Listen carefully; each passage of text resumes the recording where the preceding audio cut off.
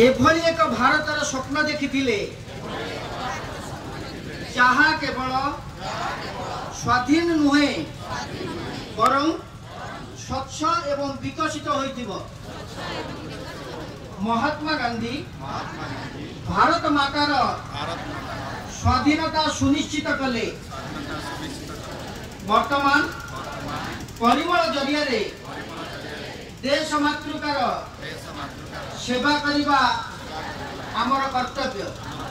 मु शपथ नेउछि जे मु स्वच्छता प्रति प्रतिबद्ध रहिबी एवं एथि निमंते समय उत्सर्ग करिबी। एथिपाई मु स्वेच्छाकृत भावे सप्ताह को 2 घंटा हिसाब रे प्रति वर्ष अन्यून 100 घंटा समय स्वच्छता पाई खर्च करिबी।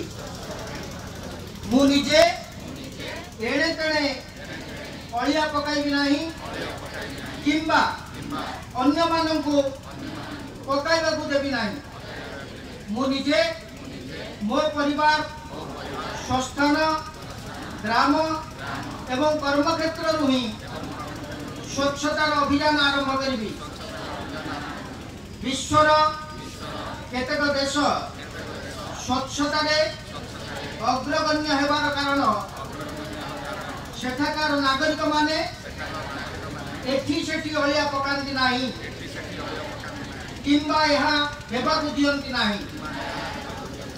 एही दृढ़ निश्चय सहित मो ग्राम और नगर रे स्वच्छ भारत अभियान वार्ता प्रचार करी। मु निजे आज जो शपथ ग्रहण करुछि ताहा अन्य 100 जन को नेबा पई उत्साहित करी। मु सेमानंको स्वच्छता निमंते 100 घंटा समय उत्सर्ग करने प्रवर्ताइबी।